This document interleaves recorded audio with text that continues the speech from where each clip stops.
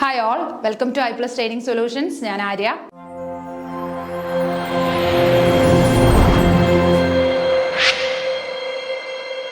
അപ്പോൾ നമ്മൾ SCRT text സയൻസിന്റെ ടെക്സ്റ്റ് ആയിരുന്നു ഡിസ്കസ് ചെയ്തുകൊണ്ടിരുന്നത്.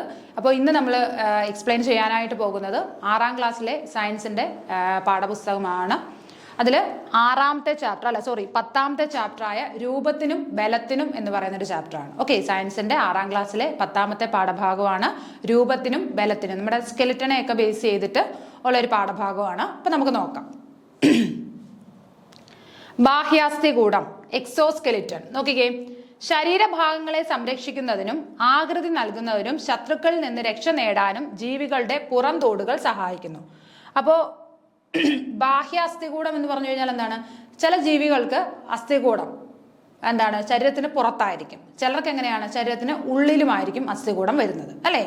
അപ്പോൾ ചില ജീവികളെ, ഈ ബാഹ്യാസ്ഥികൂടമുള്ള ജീവികളെ എന്താണ് ശരീരഭാഗങ്ങളെ സംരക്ഷിക്കുന്നതിനും ആകൃതി നൽകുന്നതിനും ശത്രുക്കളിൽ നിന്ന് രക്ഷ നേടാനും ജീവികളുടെ പുറംതോടുകൾ സഹായിക്കുന്നു. ഈ പുറംതോടുകളാണ് നമ്മൾ അസ്ഥികൂടം എന്ന് പറയുന്നത്. അപ്പൊ ചില ജീവികളുടെ എന്താണ് ഈ ശത്രുക്കളിൽ നിന്ന് രക്ഷ നേടാന്, അവരെ എന്താണ് അവർക്കൊരു ഷേപ്പ് കിട്ടാൻ, അതേപോലെ തന്നെ അവരുടെ എന്താണ് ശരീരഭാഗങ്ങളെ സംരക്ഷിക്കാനും വേണ്ടിയിട്ട് അവർക്ക് പുറമെ ഒരു തോട് കാണും. ആ തോടിനെയാണ് നമ്മൾ എന്ത് പറയുന്നത്? അസ്ഥികൂടം എന്ന് പറയുന്നത്.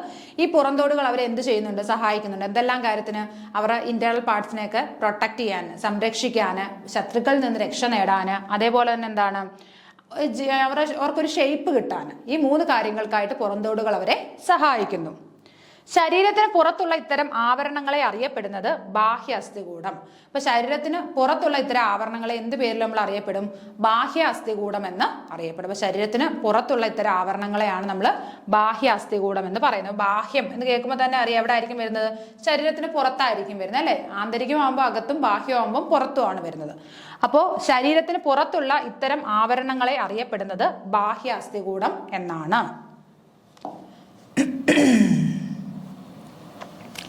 കട്ടിയുള്ള പുറന്തോടുകളോട് കൂടിയ ജീവികളാണ് ഒച്ച്, വണ്ട്, ഞണ്ട്, ചിപ്പികൾ. അപ്പൊ കട്ടിയുള്ള പുറന്തോടുകളോട് കൂടിയ ജീവികൾ ഏതൊക്കെയാണ്? ഒച്ച്, വണ്ട്, ഞണ്ട്, ചിപ്പികൾ. ഈ 4 ജീവികളും എന്താണ്? അവർക്ക് ഭയങ്കര കുറച്ച് തിക്കായിട്ടുള്ള പുറന്തോടുകളുണ്ട്. ആ പുറന്തോടുകൾ അവരെ എന്തിനൊക്കെ സഹായിക്കുന്നുണ്ട്? ശത്രുക്കളിൽ നിന്ന് രക്ഷ നേടാൻ, അവരുടെ ബോഡിക്ക് ഒരു ഷേപ്പ് കിട്ടാൻ, അതേപോലെ തന്നെ അവരുടെ ഇന്റേണൽ ഓർഗൻസിനെ പ്രൊട്ടക്ട് ചെയ്യാനും എന്താണ് ഈ പുറന്തോടുകളാണ് അവരെ സഹായിക്കുന്നത്. പുറന്തോടുകൾ കട്ടി കുറഞ്ഞ ജീവികളാണ് പഴുതാര, തേരട്ട. അപ്പം പുറന്തോട് തീരെ കട്ടിയില്ലാത്ത 2 ജീവികൾക്ക് എക്സാമ്പിൾ ആണ് ഇവിടെ പറഞ്ഞിരിക്കുന്നത്, പഴുതാരയും തേരട്ടയും. അവരുടെ എന്താണ് പുറന്തോടുകൾക്ക് തീരെ കട്ടിയില്ല, അല്ലെ? നമ്മൾ ജസ്റ്റ് ഒന്ന് ചവിട്ടിയാൽ തന്നെ പ്ലിങ് കേൾക്കാം, ഈ പുഴു പോലുള്ള സാധനങ്ങളൊക്കെ, അല്ലെ? എന്താണ് വേഗം അത് അതിൻ്റെയൊക്കെ പുറന്തോടിന് എന്താണ് ഒട്ടും കട്ടിയില്ല. നമ്മൾ ചവിട്ടിയാൽ തന്നെ അതങ്ങ് ഞെരിഞ്ഞമർന്നു പോകും, അല്ലേ? മത്സ്യങ്ങളുടെയും ഉരകങ്ങളുടെയും ചെതുമ്പലുകൾ, പക്ഷികളുടെ തൂവലുകൾ, ജന്തുക്കളിലെ രോമങ്ങൾ, കൊമ്പുകൾ, കുളമ്പുകൾ, നഖങ്ങൾ തുടങ്ങിയവയെല്ലാം ബാഹ്യ അസ്ഥികൂടത്തിന്റെ അവശേഷിപ്പുകളാണ്. അപ്പൊ നോക്കിക്കേ, മത്സ്യങ്ങളുടെ ഉരകങ്ങളുടെയും ചെതുമ്പലുകൾ. മത്സ്യത്തിന് നമുക്കറിയാം ചെതുമ്പലുണ്ട്, അല്ലേ? അപ്പൊ മത്സ്യങ്ങളായാലും ഉരകങ്ങളായാലും അവരുടെ ചെതുമ്പലുകള്, പക്ഷികളുടെ തൂവലുകള്, ജന്തുക്കളിലെ രോമങ്ങളുണ്ട്, കൊമ്പുകൾ, കുളമ്പുകൾ, നഖങ്ങൾ, ഇവയെല്ലാം എന്താണ് ബാഹ്യ അസ്ഥികൂടത്തിന്റെ ഭാഗങ്ങളാണ്, അല്ലെങ്കിൽ ശേഷിപ്പുകളാണ്, അല്ലേ? അപ്പൊ ഈ മനുഷ്യനിൽ കാണുന്ന നഖം, പിന്നീട് എന്താണ് മൃഗങ്ങളിൽ കാണുന്ന കൊമ്പ്, കുളമ്പ്, മത്സ്യങ്ങളിൽ കാണുന്ന ചെതുമ്പല്, പക്ഷികളിൽ കാണുന്ന തൂവല്, ഇതെല്ലാം എന്താണ് ഈ ബാഹ്യ അസ്ഥികൂടത്തിന്റെ ശേഷിപ്പുകളാണ്. അത് കുറച്ചുകൂടെ ഒന്ന് എന്താണ് അതിനൊരു എന്താ പറയുന്നത്, ഓരോ ഇത് കഴിയുന്തോറും എന്താണ് അതിന് ഓരോ മാറ്റങ്ങൾ വന്നിട്ട്, പക്ഷെ എന്താണ് അത് ആ ബാഹ്യ അസ്ഥികൂടത്തിന്റെ ഓരോ ഭാഗം തന്നെയാണ്. അതിന്റെ ആ ഒരു അഡാപ്റ്റേഷന് വേണ്ടിയിട്ട് അത് ഓരോ തരത്തിലായിട്ട് മാറിയിരിക്കുകയാണ് ചെയ്യുന്നത്. പുറന്തോടുകളിലെ മനോഹരമായ പാറ്റേണുകൾ, നിറങ്ങൾ തുടങ്ങിയ ആകർഷകത്വങ്ങൾ കാരണം വംശനാശ ഭീഷണി നേരിടുന്ന നിരവധി ജീവിവർഗങ്ങളുണ്ട്. അപ്പൊ ഈ പുറന്തോട് കാണാൻ നല്ല ഭംഗിയുള്ള, നല്ല ആകർഷകമായ പുറന്തോടുകളുള്ള പിന്നെന്താണ് ചില ജീവി വിഭാഗങ്ങളുണ്ട്. അപ്പൊ ഈ പുറന്തോടുകളിലുള്ള ഭംഗി കാരണം എന്താണ് ഇവർ വംശനാശ ഭീഷണി നേരിടുന്നത്? എന്തുകൊണ്ട്? കാരണം ആൾക്കാർക്ക് അതിനോട് കൂടുതൽ ഇൻട്രസ്റ്റ് തോന്നുമ്പോൾ ഇതിനെ പിടിക്കുകയും അല്ലെങ്കിൽ അതിനെ പല രീതിയിൽ ദുരുപയോഗം ചെയ്യുകയും ചെയ്യുന്നുണ്ട്. അപ്പൊ അങ്ങനെ വംശനാശ ഭീഷണി നേരിടുന്ന 2 ജീവി വിഭാഗമാണ് നക്ഷത്ര ആമ, അതേപോലെ തന്നെ സ്വർണ്ണവണ്ട്. ഓക്കെ. അപ്പൊ നക്ഷത്ര ആമയും സ്വർണ്ണവണ്ട് ഇവരുടെ പ്രത്യേകത എന്താണ്? ഈ പുറന്തോടിലുള്ള ആ ഒരു ആകർഷകത്വം കൊണ്ട് ആൾക്കാർ ഇതിനെ പിടിച്ച് കൊല്ലുകയും അല്ലെങ്കിൽ മറ്റു പല ആവശ്യങ്ങൾക്കായിട്ട് ഉപയോഗിക്കുകയും ചെയ്യുന്നു. അത് കാരണം ഇതെന്താണ്? വംശനാശ ഭീഷണി നേരിടുന്നു. ഒരു എൻഡേഞ്ചേർഡ് എന്ന് പറയുന്ന ആ ഒരു സ്റ്റേജിലേക്ക് എത്തിയിരിക്കുകയാണ് ഈ പറയുന്ന നക്ഷത്രയാമയും അതേപോലെ തന്നെ സ്വർണ്ണവണ്ട് എന്ന് പറയുന്ന ആ കൂട്ടത്തിൽ വരുന്ന ഷഡ്പദവും. ഓക്കെ.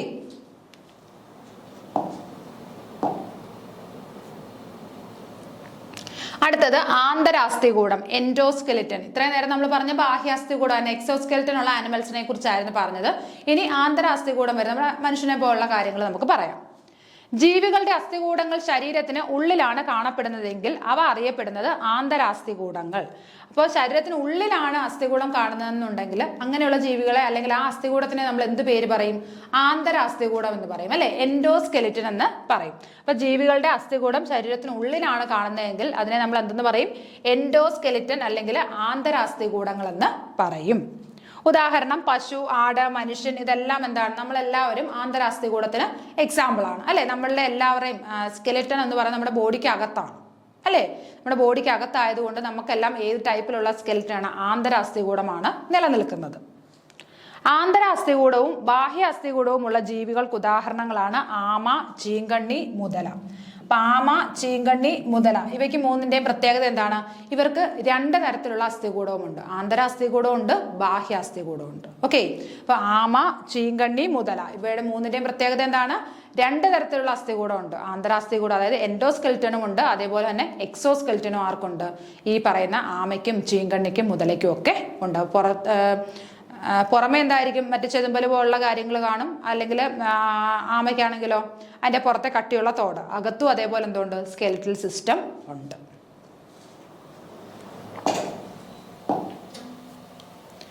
അസ്ഥികളുടെ ധർമ്മങ്ങൾ ശരീരത്തിന് ആകൃതിയും ഉറപ്പും നൽകുന്നു, ചലനത്തെ സഹായിക്കുന്നു, ആന്തരാവയവങ്ങളെ സംരക്ഷിക്കുന്നു.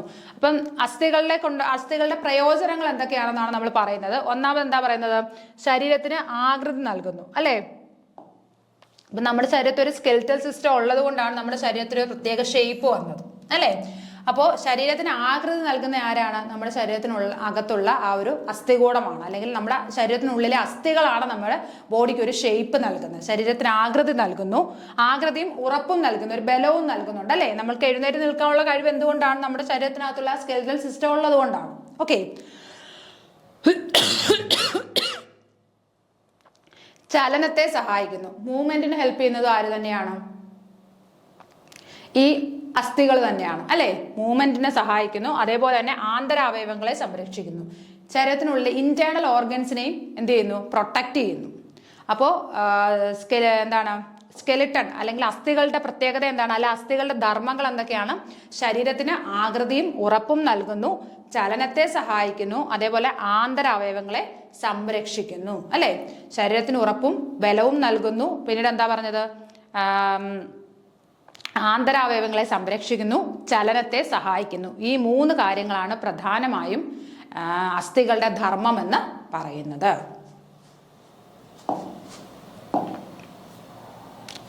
മനുഷ്യന്റെ അസ്ഥികൂടം തലയോട്, വാരിയെല്ല്, നട്ടെല്ല്, മറ്റെല്ലുകൾ എന്നിവ ആകൃതിയിലും വലിപ്പത്തിലും വ്യത്യാസപ്പെട്ടിരിക്കുന്നു. ഓക്കെ. അപ്പൊ തലയോട്, വാരിയെല്ല്, നട്ടെല്ല് അങ്ങനെയുള്ള മറ്റുള്ള എല്ലുകൾ ഇതെല്ലാം എന്താണ്? പല ആകൃതിയിലും പല വലുപ്പത്തിലുമാണ് കാണപ്പെടുന്നത്. നമ്മുടെ ഓരോ അസ്ഥി അല്ലെങ്കിൽ അസ്ഥികൂടത്തിൽ ഓരോ എല്ലുകൾ എടുത്ത് നോക്കിയാലും പലതും എന്താണ്? വ്യത്യസ്ത വലുപ്പത്തിൽ അല്ലെങ്കിൽ വ്യത്യസ്ത തരത്തിലായിരിക്കും കാണാനായിട്ട് സാധിക്കുന്നത്. തലച്ചോറിനെ സംരക്ഷിക്കുന്ന അസ്ഥിയാണ് തലയോട് അല്ലെങ്കിൽ സ്കള്ള്. തലച്ചോറിനെ സംരക്ഷിക്കുന്ന അസ്ഥി ഏതാണ്? തലയോട് അല്ലെങ്കിൽ സ്കൾ എന്ന് പറയും. മനുഷ്യന്റെ തലയോട്ടിയിൽ ചലന സ്വാതന്ത്ര്യമുള്ള അസ്ഥിയാണ് കീഴ്ത്താടിയെല്ല്. അപ്പൊ മനുഷ്യന്റെ എന്താണ്? തലയോട്ടിയിൽ, അല്ലെ? തലയോട്ടിയിലുള്ള ചലന സ്വാതന്ത്ര്യമുള്ള ഒരേ ഒരു അസ്ഥി ഏതാണ്? കീഴ്ത്താടിയെല്ലാണ്. നമ്മുടെ കീഴ്ത്താടിയെല്ലാണ് ചലന സ്വാതന്ത്ര്യമുള്ള ഏക അസ്ഥി എന്ന് പറയുന്നത് ഏതാണ്? കീഴ്ത്താടി എല്ലാണ്. ഓക്കെ.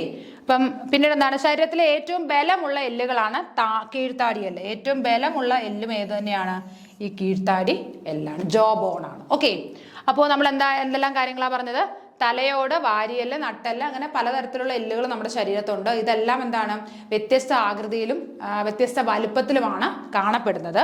ഇനി തലച്ചോറിനെ സംരക്ഷിക്കുന്ന അസ്ഥിയാണ് തലയോട്, സ്കളിനകത്താണ് നമ്മുടെ ബ്രെയിൻ ഇരിക്കുന്നത്, തലച്ചോറ് ഇരിക്കുന്നത് അല്ലേ. അപ്പൊ തലച്ചോറിനെ സംരക്ഷിക്കുന്ന അസ്ഥി ഏതാണ്? സ്കളാണ്.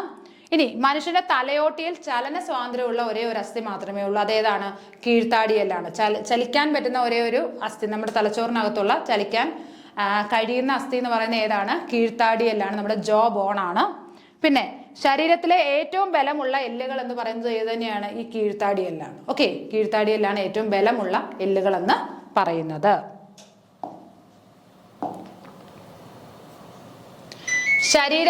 ശരീരത്തെ നേരെ നിർത്തുന്നത് നട്ടെല്ല്. അപ്പൊ ശരീരത്തെ ഏറ്റവും കട്ടിയുള്ള എല്ലെന്ന് പറയുന്നത് കീഴ്ത്താടി എല്ലെന്ന് പറഞ്ഞു.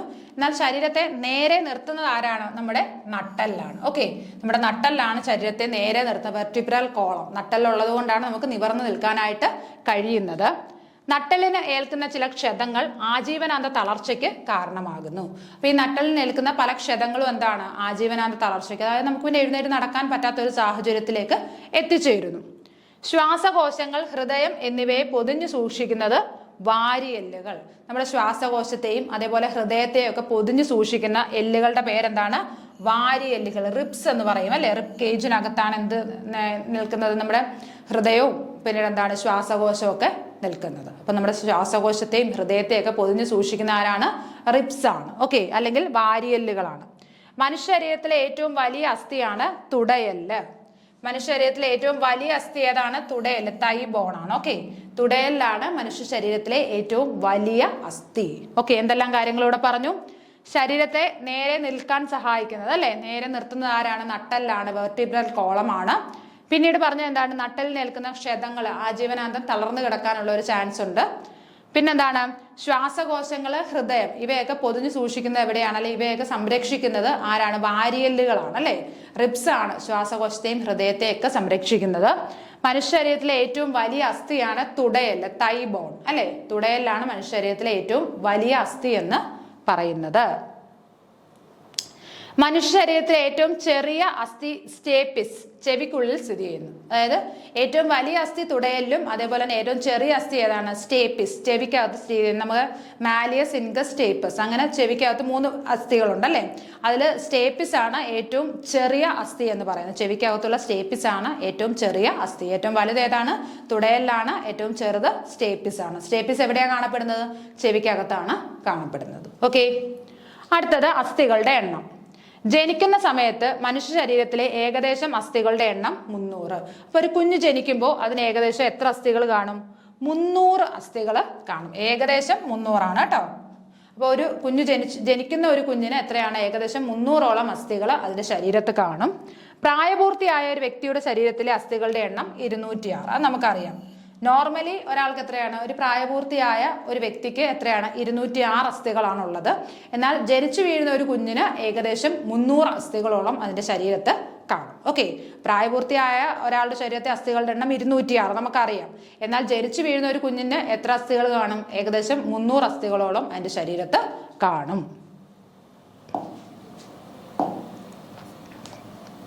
മനുഷ്യ ശരീരത്തിലെ അസ്ഥികൾ. ഇനി മനുഷ്യ ശരീരത്തിലെ അസ്ഥികൾ ഓരോ ഭാഗത്തും എത്ര അസ്ഥികൾ ഉണ്ടെന്നാണ് നമ്മൾ പറയുന്നത്. നോക്കിയേ, തലയോട് 22. അപ്പൊ തലയോട്ടിയിൽ എത്ര അസ്ഥികളുണ്ട്? 22 അസ്ഥികളുണ്ട്. വാരിയെല്ലില് 24 എണ്ണം ഉണ്ട്. കവിളില് 30 ഉണ്ട്. അരക്കെട്ടിൽ 2, നട്ടലില് 33, കയ്യില് 32, മാറലില് 1. അങ്ങനെയാണ് ടോട്ടൽ എത്രയായത്? 206 ആയത്. ഓക്കെ, ഈ അസ്ഥികളുടെ കണക്കൊന്ന് ഓർത്തിരിക്കാം.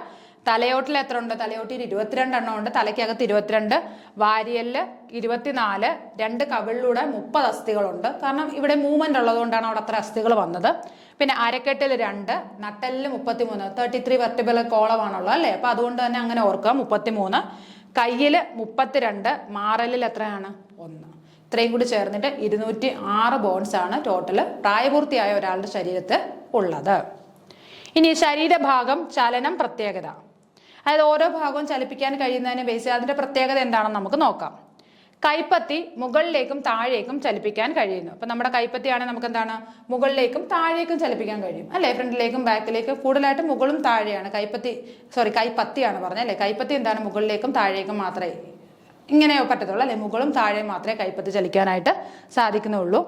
കൈമുട്ട് മുകളിലേക്ക് മാത്രം ചലിപ്പിക്കാൻ സാധിക്കുന്നു. കൈമുട്ട് അല്ലെ മുകളിലേക്ക് മാത്രം ചലിപ്പിക്കാനായിട്ട് സാധിക്കുന്നു. കാൽമുട്ട് പിന്നിലേക്ക് മാത്രം മടക്കുവാൻ കഴിയുന്നു. കാൽമുട്ടാണെങ്കിൽ പിന്നിലേക്ക് മടക്കാനായിട്ട് പറ്റും അല്ലെ. അപ്പൊ കൈപ്പത്തി എന്ന് പറയുന്നത് മുകളിലേക്കും താഴേക്കും ചലിപ്പിക്കാം. കൈമുട്ടാണെങ്കിലോ മുകളിലേക്ക് മാത്രം, കാൽമുട്ടാണെങ്കിൽ പിന്നിലേക്ക് എന്താണ് മടക്കാൻ കഴിയുന്നുണ്ട് അല്ലെ. കഴുത്ത് ഇരുവശങ്ങളിലേക്കും മുകളിലേക്കും താഴേക്കും ചലിപ്പിക്കുവാൻ കഴിയുന്നു. ഇനി കഴുത്തിന്റെ കേസ് ആണെങ്കിൽ നമുക്ക് രണ്ട് വശത്തോട്ടും തിരിക്കാൻ പറ്റും, അതേപോലെ മുകളിലേക്കും താഴേക്കും ചലിപ്പിക്കാൻ പറ്റും അല്ലെ. വശങ്ങളിലേക്കും മുകളിലേക്കും താഴേക്കും ചലിപ്പിക്കാൻ കഴിയും ഏത് കഴുത്ത്. കൈക്കുഴ മുകളിലേക്കും താഴേക്കും ചലിപ്പിക്കാം, ചുറ്റിത്തിരിക്കുവാനും കഴിയുന്നു. അപ്പൊ കൈക്കുഴ എന്ന് പറയുന്നത് മുകളിലേക്കും താഴേക്കും പറ്റും, അതേപോലെ ഇങ്ങനെ ചുറ്റിത്തിരിക്കാനും പറ്റും അല്ലെ. അപ്പോ ഓരോ ഭാഗമാണ് പറയുന്നത്, ഒന്നുകൂടി പറയാം. കൈപ്പത്തി എന്ന് പറയുന്നത് മുകളിലേക്കും താഴേക്കും പറ്റും. കൈമുട്ടാണെങ്കിൽ എങ്ങനെയാണ് മുകളിലേക്ക് മാത്രം, കാൽമുട്ടാണെങ്കിൽ പിന്നിലേക്ക് മടക്കാനേ പറ്റുള്ളൂ. പിന്നീട് നമ്മൾ പറഞ്ഞ ഏതാണ് കഴുത്ത് ഇരുവശങ്ങളിലേക്കും മുകളിലേക്കും താഴേക്കും പറ്റും. ലാസ്റ്റ് പറഞ്ഞത് കൈക്കുഴയും മുകളിലേക്കും താഴേക്കും പറ്റും, അതുപോലെ ചുറ്റിക്കറക്കാനും കൈക്കുഴ വെച്ച് സാധിക്കും. ഇനി തരുണാസ്ഥികൾ. മൂക്ക്, ചെവി എന്നിവയിൽ കാണുന്നത് മൃദുവായ അസ്ഥികളാണ്. ഇവ അറിയപ്പെടുന്നത് തരുണാസ്ഥികൾ. അപ്പൊ എന്താണ്, അപ്പൊ മൂക്കിലും ചെവിയിലും ഒക്കെ കാണപ്പെടുന്ന അസ്ഥികളെയാണ് നമ്മൾ എന്തെന്ന് പറയുന്നത് തരുണാസ്ഥികൾ അല്ലെങ്കിൽ കാർട്ടിലേജ് എന്ന് പറയുന്നത്. മൂക്കിലും ചെവിയിലും വളരെ എന്താണ് കാണപ്പെടുന്ന മൃദുവായ അസ്ഥികളാണ് തരുണാസ്ഥികൾ. മൂക്കിലും ചെവിയിലും ഒക്കെ കാണപ്പെടുന്ന മൃദുവായ അസ്ഥികളെ എന്ത് പേര് പറയും? തരുണാസ്ഥികൾ എന്ന് പറയും. ഓക്കെ. ഇനി കുട്ടികളിൽ തരുണാസ്ഥികളുടെ എണ്ണം കൂടുതലാണ്. അപ്പൊ കുട്ടികളിൽ എന്താണ് തരുണാസ്ഥികൾ, ഈ കാർട്ടിലേജിന്റെ എണ്ണം വളരെ കൂടുതലായിരിക്കും. അപ്പൊ തരുണാസ്ഥികൾ എന്ന് പറഞ്ഞാൽ എന്താണ്, ഇവിടെ മൂക്കിലും എന്താണ് വായിലും ഒക്കെ, അത് മൂക്കിലും ചെവിയിലും മൂക്കിലും ചെവിയിലും കാണുന്ന മൃദുവായിട്ടുള്ള അസ്ഥികളെയാണ് നമ്മൾ തരുണാസ്ഥികൾ എന്ന് പറയുന്നത്, അല്ലെങ്കിൽ കാർട്ടിലേജ് എന്ന് പറയും. കുട്ടികളിൽ എന്താണ് ഈ തരുണാസ്ഥികളുടെ എണ്ണം വളരെ കൂടുതലായിരിക്കും. നമ്മൾ നേരത്തെ പറഞ്ഞു ജനിക്കുന്ന കുട്ടിയിൽ എത്ര അസ്ഥികളുണ്ട്? 300 അസ്ഥികളുണ്ട്. പിന്നെ ഒരു പ്രായപൂർത്തിയാവുമ്പോഴാണ് അത് 206 കുറയുന്നത് അല്ലെ. അസ്ഥിഭംഗം. ഇനി നോക്കിക്കേ, ശക്തമായ ആഘാതം ഏൽക്കുന്നത് അസ്ഥി പൊട്ടുന്നതിന്, അസ്ഥികളിൽ വിള്ളൽ ഉണ്ടാക്കുന്നതിനോ കാരണമാകുന്നു. അപ്പൊ ശക്തമായ ആഘാതം ഏൽക്കുന്നത് മൂലം അസ്ഥി പൊട്ടാം, അല്ലെങ്കിൽ അതിൽ വിള്ളലുകൾ ഉണ്ടാക്കാം അല്ലെ, ഫ്രാക്ചർ ഉണ്ടാവാം. അപ്പൊ എവിടെയെങ്കിലും ഒന്ന് മറിഞ്ഞു വീഴുകയാണ് എന്നുണ്ടെങ്കിൽ എന്താണ് അസ്ഥി പൊട്ടാം, ഫ്രാക്ചർ ഉണ്ടാകും, ബോൺ ഫ്രാക്ചർ ഉണ്ടാകും. അസ്ഥി ഒടിയുന്നതിനെ പറയുന്നത് അസ്ഥിഭംഗം അഥവാ ബോൺ ഫ്രാക്ചർ. അപ്പൊ അസ്ഥി ഒടിഞ്ഞു മാറുന്നതിനെയാണ് നമ്മൾ എന്തെന്ന് പറയുന്നത് ഫ്രാക്ചർ അല്ലെങ്കിൽ അസ്ഥിഭംഗം എന്ന് പറയുന്നത്. അപ്പൊ അസ്ഥി ഒടിയുന്ന ആ ഒരു കണ്ടീഷനെ പറയുന്ന പേരെന്താണ്? അസ്ഥിഭംഗം. അസ്ഥി ഒടിയുന്ന കണ്ടീഷനാണ് അസ്ഥിഭംഗം അഥവാ ബോൺ ഫ്രാക്ചർ. നോക്കിയേ, ശക്തമായ ആഘാതം ഏൽക്കുന്നത് അസ്ഥി പൊട്ടുന്നതിന്, അസ്ഥികളിൽ വിള്ളൽ ഉണ്ടാക്കുന്നതിനോ കാരണമാകുന്നു. അപ്പൊ ഒന്നുകിൽ അസ്ഥി പൊട്ടി മാറാം, അല്ലെങ്കിൽ എന്താണ് അവിടെ വിള്ളലുകൾ ഉണ്ടാകാം. അപ്പൊ അങ്ങനെ അസ്ഥി പൊട്ടി മാറുന്ന ആ ഒരു സിറ്റുവേഷൻ അല്ലെ ആ ഒരു സാഹചര്യത്തിന് പറയുന്ന പേരാണ് അസ്ഥിഭംഗം അഥവാ ബോൺ ഫ്രാക്ചർ എന്ന് പറയുന്നത്. അപ്പൊ അസ്ഥിഭംഗം എന്ന് പറഞ്ഞു കഴിഞ്ഞാൽ എന്താ, അസ്ഥി പൊട്ടി മാറുന്ന ആ ഒരു സ്റ്റേജിന് പറയുന്ന പേരാണ് അസ്ഥിഭംഗം അല്ലെങ്കിൽ ബോൺ ഫ്രാക്ചർ. അസ്ഥികൾക്ക് സ്ഥാനം തെറ്റുന്ന അവസ്ഥയാണ് സ്ഥാനഭ്രംശം. ഇനി അസ്ഥികൾ സ്ഥാനം തെറ്റിയാണ് ഇരിക്കുന്നതെങ്കിൽ അതിൽ നമ്മൾ എന്ത് പറയും? സ്ഥാനഭ്രംശം അഥവാ ഡിസ്ലൊക്കേഷൻ എന്ന് പറയും. അസ്ഥികൾ പൊട്ടിമാറുകയാണെങ്കിൽ അതെന്താണ് അസ്ഥി എന്താണ് ബോൺ ഫ്രാക്ചർ എന്ന് പറയും അല്ലെ. അസ്ഥികൾ പൊട്ടിമാറുകയാണെങ്കിൽ ബോൺ ഫ്രാക്ചർ എന്നും, ഇനി അസ്ഥികളുടെ സ്ഥാനം തെറ്റുകയാണെങ്കിൽ അതിന് എന്താ പറയും? അസ്ഥിഭ്രംശം എന്ന് പറയും. ഡിസ്ലൊക്കേഷൻ, സ്ഥാനം തെറ്റി, നമ്മൾ കൈയുടെ കുഴ തെറ്റിയിരിക്കുക, കാലിന്റെ കുഴ തെറ്റിയിരിക്കുക, അതൊക്കെ പിടിച്ചിടണമെന്ന് പറയും അല്ലെ. അറിയാവുന്ന ആൾക്കാരെ കൊണ്ട് അല്ലെ ഡോക്ടർമാരെ കൊണ്ട് നമ്മൾ എന്ത് ചെയ്യും? അത് പിടിച്ചിടിപ്പിക്കുകയാണെന്ന് പറയും. അതിനെ നമ്മൾ എന്താ പറയും? ഡിസ്ലൊക്കേഷൻ. അപ്പൊ സ്ഥാനം മാറിയിരിക്കുന്നതിനെ ഡിസ്ലൊക്കേഷൻ എന്നും, എന്താണ് അസ്ഥി പൊട്ടിമാറുന്നതിനെ അസ്ഥിഭംഗം എന്നും, അല്ലെങ്കിൽ എന്താണ് ബോൺ ഫ്രാക്ചർ എന്നും പറയുന്നു. നോക്കിയേ, അസ്ഥിഭംഗം വന്നിട്ടുണ്ട് എന്ന് തിരിച്ചറിയുവാൻ സാധിക്കുന്ന ലക്ഷണങ്ങൾ. അസ്ഥിഭംഗം അല്ലെ ബോൺ ഫ്രാക്ചർ ആയി എന്ന് മനസ്സിലാക്കാൻ പറ്റുന്ന സാഹചര്യങ്ങൾ ഏതൊക്കെയാണെന്ന് നോക്കാം. പരിക്കേറ്റിടത്ത് വേദന തോന്നുന്നത്, പരിക്കേറ്റ ഭാഗം ഇളക്കാൻ പറ്റാത്തത്, ഇളക്കാൻ പ്രയാസം തോന്നുന്നത് അല്ലെ. അപ്പം എന്തൊക്കെയാണ് പറയുന്നത്? പരിക്കേറ്റ ഭാഗത്ത് നന്നായിട്ട് വേദന, വിട്ടുമാറാത്ത വേദന ഉണ്ടെങ്കിൽ നമുക്ക് മനസ്സിലാക്കാം എന്താണ് എല്ല് പൊട്ടിയിട്ടുണ്ട് എന്ന് മനസ്സിലാക്കാം. അതേപോലെ തന്നെ പരിക്കേറ്റ ഭാഗം ഇളക്കാൻ പ്രയാസം തോന്നുന്നത്, അതുകൊണ്ട് ആ ഒരു ഭാഗത്ത് അത്രയ്ക്ക് വേദന, നമുക്കതൊന്നും ആ ഇപ്പോൾ കാലാണെങ്കിൽ കാല്, കൈയാണെങ്കിൽ കൈ, ആ ഭാഗം കൊണ്ട് മാറ്റി വെക്കാൻ പറ്റുന്നില്ല, അത്രയ്ക്ക് വേദന ഉണ്ട്, അല്ലെങ്കിൽ അതാണ് അതങ്ങോട്ട് എടുത്ത് മാറ്റി വെക്കാൻ പറ്റാത്ത ഒരു സിറ്റുവേഷനാണ്. അങ്ങനെയാണെന്നുണ്ടെങ്കിൽ നമുക്ക് എന്ത് മനസ്സിലാക്കാം? അസ്ഥി പൊട്ടിയിട്ടുണ്ട്, അല്ലെങ്കിൽ എന്താണ് അസ്ഥിഭംഗം, അല്ലെങ്കിൽ ബോൺ ഫ്രാക്ചർ ആയിട്ടുണ്ടെന്ന് മനസ്സിലാക്കാം. പിന്നീട് നീര് വന്ന് വീർത്തിരിക്കുന്നത്, നല്ല നീരുണ്ട്, അപ്പോൾ വേദനയില്ല പക്ഷെ നല്ല നീരുണ്ട് എങ്കിലും നമുക്ക് എന്ത് മനസ്സിലാക്കാം? ഇതുപോലെ അസ്ഥി പൊട്ടിയിട്ടുണ്ട് എന്ന് മനസ്സിലാക്കാം. അസ്ഥി വളവ് സംഭവിക്കുന്നത് സമാനമായ എല്ലുമായിട്ടുള്ള വ്യത്യാസം. അപ്പം നീര് വന്നിരിക്കുന്നത്, അതേപോലെ അസ്ഥിക്ക് ഒരു വളവ്, നമുക്ക് പുറമേ നോക്കുമ്പോൾ എന്താണ് കുറച്ച് നോർമലായിട്ടിരിക്കുമല്ലോ, കുറച്ച് വളഞ്ഞിരിക്കുക, നമുക്ക് തന്നെ തൊട്ട് നോക്കുമ്പോൾ മനസ്സിലാക്കാം. അതേപോലെ അപ്പോൾ കാലിൻ്റെ ആണെന്നുണ്ടെങ്കിൽ മറ്റേ കാലും കൂടി നോക്കുമ്പം അതിൽ നിന്നൊരു വ്യത്യാസം തോന്നിക്കുന്നു.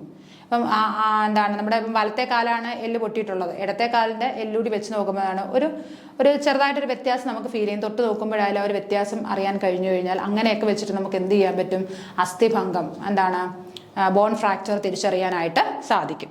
അപ്പോൾ അസ്ഥിഭംഗം വന്നിട്ടുണ്ടെന്ന് തിരിച്ചറിയുവാൻ സാധിക്കുന്ന ലക്ഷണങ്ങൾ എന്തൊക്കെയാണ്? പരിക്കേറ്റെടുത്ത് വേദന അനുഭവപ്പെടുക, പരിക്കേറ്റ ഭാഗം ഇളക്കാൻ പറ്റാതിരിക്കുക, നീര് വന്ന് വീർത്തിരിക്കുന്നത്, അതേപോലെ തന്നെ എന്താണ് അസ്ഥിയുടെ വളവ് സംഭവിക്കുന്നത്, സമാനമായ എല്ലിന് ഉള്ള വ്യത്യാസം. ഈ പറയുന്ന രീതിയിൽ നിന്നൊക്കെ നമുക്ക് എന്ത് മനസ്സിലാക്കാം? ബോൺ ഫ്രാക്ചർ ഉണ്ടായോ, അല്ലെങ്കിൽ എന്താണ് അസ്ഥിഭംഗം, അല്ലെ, അസ്ഥിഭംഗം സംഭവിച്ചോ എന്ന് നമുക്ക് മനസ്സിലാക്കാനായിട്ട് സാധിക്കും.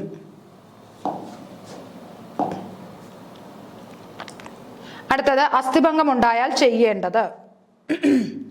അസ്ഥിഭംഗം സംഭവിച്ച വ്യക്തിയെ വേഗം ആശുപത്രിയിൽ എത്തിക്കണം. അപ്പൊ അസ്ഥിഭംഗം സംഭവിച്ച വ്യക്തി എന്ത് ചെയ്യണം? എത്രയും വേഗം തന്നെ ആശുപത്രിയിൽ എത്തിക്കണം. ആശുപത്രിയിൽ എത്തിക്കുന്നതിന് മുമ്പ് ഒടിഞ്ഞ ഭാഗങ്ങൾ ഇളകാതെ ശ്രദ്ധിക്കണം. അപ്പൊ ആശുപത്രിയിൽ എത്തുന്നതിന് മുമ്പ് നമ്മൾ ശ്രദ്ധിക്കേണ്ടത് എന്താണ്? ഒടിഞ്ഞ ഭാഗം ഒരിക്കലും ഇളകാതെ ശ്രദ്ധിക്കണം, അല്ലെ? ഒടിഞ്ഞ ഭാഗം ഇളകരുത്. ഇളകി കഴിഞ്ഞു കഴിഞ്ഞാൽ എന്താണ് നമുക്ക് മനസ്സിലാക്കാൻ പറ്റും. കാരണം പിന്നീട് അത് എന്തെങ്കിലും ഇളകി കഴിഞ്ഞു എന്നുണ്ടെങ്കിൽ പിന്നീട് ഭയങ്കര ബുദ്ധിമുട്ടുകളായിരിക്കും. പിന്നീട് അത് നമുക്ക് ഇപ്പോൾ സർജറി ചെയ്യണമെങ്കിലോ അങ്ങനെയൊക്കെയുള്ള പല പല പ്രശ്നങ്ങളുണ്ടാവും. അപ്പോൾ ഏത് ഭാഗമാണോ ഒടിഞ്ഞത് അവിടെ വളരെ കെയറോട് വേണം നമ്മൾ എന്ത് ചെയ്യാനായിട്ട്? അവരെ ആശുപത്രിയിൽ എത്തിക്കാനായിട്ട്.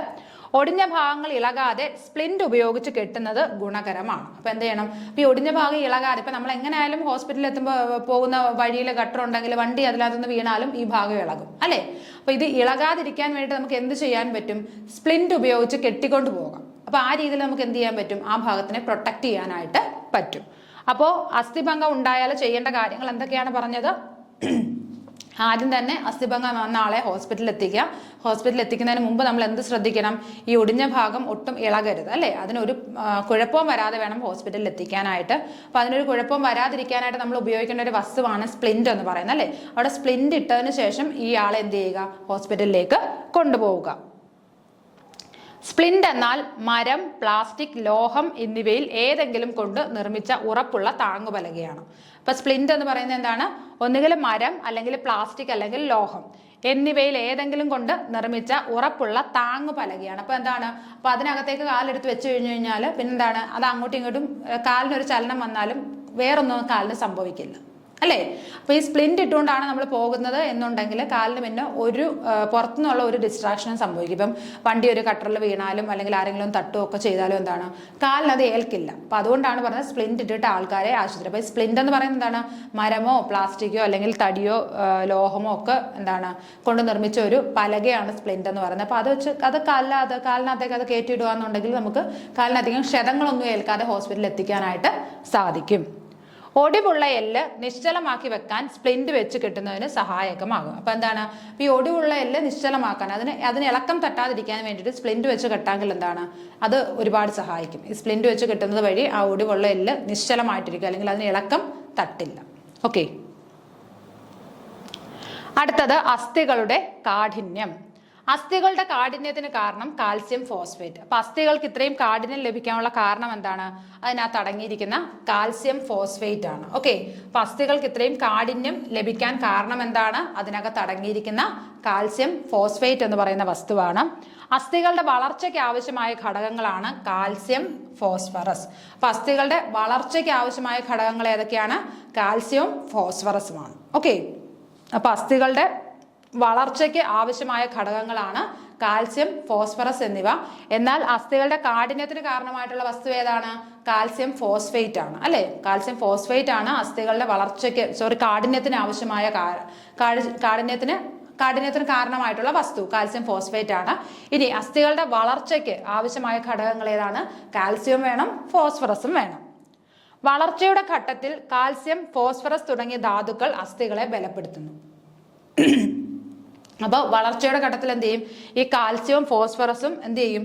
അസ്ഥികളെ നല്ല രീതിയിൽ ബലപ്പെടുത്തും. അപ്പോൾ കാൽസ്യം, ഫോസ്ഫറസും അടങ്ങിയ ഭക്ഷണങ്ങൾ കുട്ടികൾ വളരുന്ന ആ സമയത്ത് അല്ലെങ്കിൽ കുട്ടികളുടെ ഭക്ഷണത്തിൽ നമ്മൾ എന്ത് ചെയ്യണം? കാൽസ്യം, ഫോസ്ഫറസും അടങ്ങിയ ഭക്ഷണ പദാർത്ഥങ്ങൾ കുട്ടികൾക്ക് കൊടുക്കണം. അപ്പോൾ അവരുടെ അത് എല്ലിൻ്റെയും പല്ലിൻ്റെയും ഒക്കെ ആരോഗ്യത്തിന് അല്ലെങ്കിൽ അത് നല്ല രീതിയിൽ വളരാനായിട്ട് സഹായിക്കും. ചെറിയ കുട്ടികളുടെ അസ്ഥികൾക്ക് ബലം കുറയാൻ കാരണം കാൽസ്യം, ഫോസ്ഫറസിന്റെ നിക്ഷേപം കുറവായതിനാലാണ്.